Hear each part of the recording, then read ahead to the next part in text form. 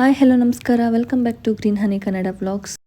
ನಿಮ್ಮೆಲ್ಲರಿಗೂ ಆಲ್ರೆಡಿ ಗೊತ್ತಾಗಿರುತ್ತೆ ತಮ್ಲೈನ್ ನೋಡಿ ಯಾವುದ್ರ ಬಗ್ಗೆ ವಿಡಿಯೋ ಮಾಡ್ತಾ ಇದ್ದೀನಿ ಅಂತ. ಅಂದರೆ ನನ್ನ ಮುದ್ದು ಮಗಳಾದಂತಹ ಗ್ರೀಷ್ಮದು ನಾಮಕರಣದ ಆಲ್ಬಮ್ ವಿಡಿಯೋನ ಇವತ್ತು ನಿಮ್ಗಳ ಜೊತೆ ಶೇರ್ ಮಾಡೋಣ ಅಂತ. ಇದೇ ಸ್ವಲ್ಪ ದಿನಕ್ಕೆ ಮುಂಚೆ ಅನ್ವಿಕ್ ನಾಮಕರಣದ್ದು ಆಲ್ಬಮ್ನು ಕೂಡ ವಿಡಿಯೋ ಮಾಡಿದೆ. ಅದೇ ರೀತಿ ಇವತ್ತು ಗ್ರೀಷ್ಮದು ನಾಮಕರಣದ ಆಲ್ಬಮ್ ವಿಡಿಯೋನ ಮಾಡೋಣ ಅಂತ ಈ ವಿಡಿಯೋನ ಮಾಡ್ತಾ ಇದ್ದೀನಿ. ನಾವು ಗ್ರೀಷ್ಮ ನಾಮಕರಣನ ರಾಜರಾಜೇಶ್ವರಿ ದೇವಸ್ಥಾನದಲ್ಲಿ ಮಾಡಿದ್ದು. ಅಂದರೆ ದೇವಸ್ಥಾನಕ್ಕೆ ಅಟ್ಯಾಚ್ ಆದಂಗೆ ಚೌಲ್ಟ್ರಿನೂ ಇದೆ, ಅದರಲ್ಲಿ ಮಾಡಿದ್ದು. ಜೊತೆಗೆ ನಾವು 9 ತಿಂಗಳಿಗೆ ನಾವು ನಾಮಕರಣ ಮಾಡಿದ್ದು. ಕೆಲವೊಂದು ಕಡೆ 5 ತಿಂಗಳು ನಾಮಕರಣ ಮಾಡ್ತಾರೆ, ಅದಕ್ಕೋಸ್ಕರ ಹೇಳಿದ್ದು.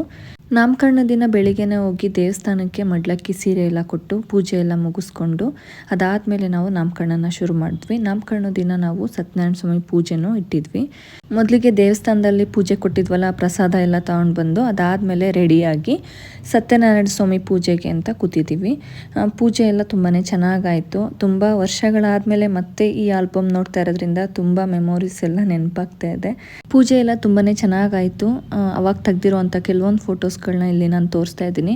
ಪೂಜೆ ಟೈಮಲ್ಲಿ ಕರೆಕ್ಟಾಗಿ ಪಾಪು ಮಲಗಿದ್ಲು, ಅದಕ್ಕೋಸ್ಕರ ನನಗೆ ಫ್ರೀಯಾಗಿ ಪೂಜೆ ಎಲ್ಲ ಮುಗಿಸ್ಕೊಳ್ಳೋದಕ್ಕೆ ಆಯಿತು. ಜೊತೆಗೆ ಅವಳು ಫುಲ್ಲು ಸೈಲೆಂಟ್ ಬೇಬಿ ಅಂತಲೇ ಹೇಳ್ಬೋದು. ಹುಟ್ಟಿದಾಗಿಂದನೂ ಅವಳು 9 ತಿಂಗಳು ತನಕನೂ ಫುಲ್ ಸೈಲೆಂಟು. ಮತ್ತು ಯಾವುದು ಜಾಸ್ತಿ ತರಲೆ ಮಾಡಿದ್ದಾಗಲಿ ಗಲಾಟೆ ಮಾಡಿದ್ದಾಗಲಿ ಅದು ಯಾವುದೂ ಇಲ್ಲ. ನೀವೇ ಇಲ್ಲಿ ನೋಡ್ಬೋದು ಎಷ್ಟು ಕ್ಯೂಟಾಗಿದ್ದಾಳೆ ಅಂತ. ಆವಾಗಿಂದ ಇವಾಗಲೂ ಅಷ್ಟೇ ಸೈಲೆಂಟು, ಅಷ್ಟೇ ಡಿಸಿಪ್ಲಿನ್ ಆಗಿರ್ತಾಳೆ. ಖುಷಿ ಅನಿಸುತ್ತೆ ನನ್ನ ಮಗಳನ್ನ ನೋಡಿದಾಗ ಅದೆಲ್ಲ ವಿಷಯದಲ್ಲೂ.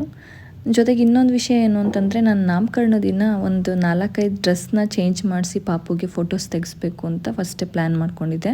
ಅದಕ್ಕೋಸ್ಕರ ಎಲ್ಲರೂ ಗೆಸ್ಟ್ ಬರೋದಕ್ಕಿಂತ ಮೊದಲೇ ಅವಳಿಗೆ ಒಂದು 4-5 ಡ್ರೆಸ್ಗಳನ್ನ ಚೇಂಜ್ ಮಾಡಿ ಫೋಟೋಸ್ ಎಲ್ಲ ತೆಗೆಸಿದ್ದೀನಿ. ಅವಳು ಅವ್ರ ಪಪ್ಪನ ಜೊತೆ ಇರೋದಕ್ಕೆ ತುಂಬ ಇಷ್ಟಪಡೋಳು ಪಾಪು ಇದ್ದಾಗ. ಅದಕ್ಕೆ ನೋಡಿ ಸ್ಮೈಲಿಂಗ್ ಫೇಸಲ್ಲಿ ಅವ್ರ ಪಪ್ಪನ ಜೊತೆ ಇದ್ದಾಳೆ. ಹಾಗೆಯೇ ಇಲ್ಲಿ ನಾವು ಸತ್ಯನಾರಾಯಣ ಸ್ವಾಮಿ ಪೂಜೆ ಆದ ತಕ್ಷಣವೇ ಇಲ್ಲಿ ಹೆಸರು ಕರೆಯೋ ಶಾಸ್ತ್ರ. ಅಂದರೆ ಪೂಜೆ ಆದಮೇಲೆ ಅವಳ ಕಿವಿಯಲ್ಲಿ ಏನು ಹೆಸರು ಇಡಬೇಕು ಅಂತಿದ್ದೀವಿ ಅದನ್ನು 3 ಸಲ ಎಳ್ಸಿದ್ರು. ಅದಾದಮೇಲೆ ಅಕ್ಕಿ ಮೇಲೆ ಹೆಸರೆಲ್ಲ ಬರ್ಸ್ತಾರಲ್ವ ಅದು, ಮತ್ತು ಅವಳಿಗೆ ಜೇನುತುಪ್ಪ ಉಂಗುರದಲ್ಲಿ ಅಜ್ಜಿಸಿ ಹಾಕ್ಸ್ತಾರಲ್ವ ಬಾಯಿಗೆ, ಆ ಶಾಸ್ತ್ರಗಳೆಲ್ಲನೂ ಇಲ್ಲಿ ಮಾಡಿಸ್ತಾ ಇದ್ದಾರೆ. ಅದಷ್ಟು ಬೆಳಿಗ್ಗೆನೆ ಮಾಡಿಸಿದ್ದು, ಅಂದರೆ ಪೂಜೆ ಎದುರುಗಡೆನೆ.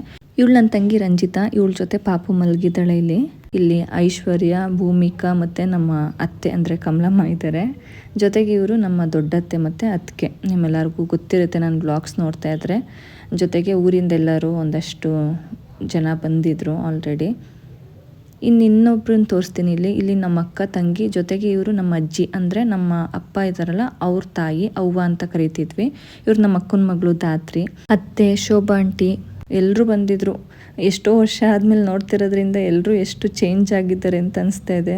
ನೆಕ್ಸ್ಟು ಮಗು ಹೆಸ್ರನ್ನ ರಿವೀಲ್ ಮಾಡೋ ಟೈಮು ಈ ರೀತಿ ಬೋರ್ಡ್ನ ಮಾಡಿಸಿದ್ವಿ ಮತ್ತು ಸ್ಕ್ರೀನ್ ಥರ ಕ್ಲೋಸ್ ಮಾಡಿಸಿದ್ವಿ. ಅಪ್ಪ ಅಮ್ಮ ಮತ್ತು ಅತ್ತೆ ಮಾವ ಇಬ್ಬರು ಸೇರಿ ಮಗು ಹೆಸ್ರನ್ನ ರಿವೀಲ್ ಮಾಡಿದ್ರು. ಅದಾದಮೇಲೆ ನೆಕ್ಸ್ಟ್ ಇಲ್ಲಿ ತೊಟ್ಲು ಪೂಜೆನ ಮಾಡ್ತಾಯಿದ್ದೀವಿ. ಮಗುನ ತೊಟ್ಲಿಗೆ ಹಾಕಬೇಕು. ಜೊತೆಗೆ ಗುಂಟ್ಗಳೆಲ್ಲ ಹಾಕ್ತಾರೆ ನಮ್ಮ ಕಡೆ. 5 ಜನ ಶಾಸ್ತ್ರ ಮಾಡಬೇಕು, ಆ ಥರ ಪೂಜೆಗಳೆಲ್ಲ ಇರುತ್ತಲ್ವ. ಅದೆಲ್ಲ ಮಾಡಿದ್ಮೇಲೆ ಮಗುನ ತೊಟ್ಲಿಗೆ ಹಾಕಿದ್ವಿ. ಅದಾದಮೇಲೆ ಎಲ್ಲರೂ ಸೇರಿ ಜೋಕಾಲಿಲಿ ಜೋಲಿ ಆಡಿ ನಮ್ಮ ಅತ್ತೆದೀರು, ಅಮ್ಮ, ಅಕ್ಕ ತಂಗಿರು, ದೊಡ್ಡಮ್ಮ, ಚಿಕ್ಕಮ್ಮ ಎಲ್ಲರೂ ಒಟ್ಟಿಗೆ ಸೇರಿ ತುಂಬಾ ಹ್ಯಾಪಿಯಾಗಿ ಸೆಲೆಬ್ರೇಟ್ ಮಾಡಿದ್ವಿ ನಾಮಕರಣನ.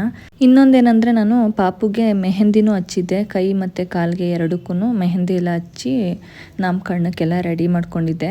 ಪಾಪುಲಿ ಅವಳಿಗೆ ಗ್ರಂಥ ಅಂತ ಹೆಸರಿಡಬೇಕು ಅಂತ ಫಸ್ಟ್ ಡಿಸೈಡ್ ಆಗಿದ್ದು. ಅದಾದಮೇಲೆ ನಾವು ಗ್ರೀಷ್ಮ ಅಂತ ಹೆಸರನ್ನ ಚೇಂಜ್ ಮಾಡಿದ್ವಿ. ಕೊನೆಯದಾಗಿ ಈಗ ಎಲ್ಲ ಪೂಜೆಗಳನ್ನ ಮುಗಿಸಿ ಆರತಿ ಮಾಡ್ತಾ ಇದ್ದೀವಿ. ಸತ್ಯನಾರಾಯಣ ಸ್ವಾಮಿ ಪೂಜೆಗೆ ಆರತಿ ಮಾಡ್ತಾ ಇದ್ದೀವಿ. ಅದಾದಮೇಲೆ ಮಗು ಇತ್ತಲ್ಲ, ದೃಷ್ಟಿ ಆಗಬಾರ್ದು ಅಂತ ಮಗು ಸಮೇತ ನಮಗೂ ಆರತಿ ಮಾಡಿದ್ದಾಯಿತು. ಇದೇ ರೀತಿ ಫಂಕ್ಷನ್ ಕಂಟಿನ್ಯೂ ಆಗ್ತಾ ಹೋಗ್ತು. ಯಾರ್ಯಾರೆಲ್ಲ ಬಂದಿದ್ರು, ಹೇಗಿತ್ತು ಅಂತ ಬನ್ನಿ ನೋಡ್ತಾ ಹೋಗೋಣ.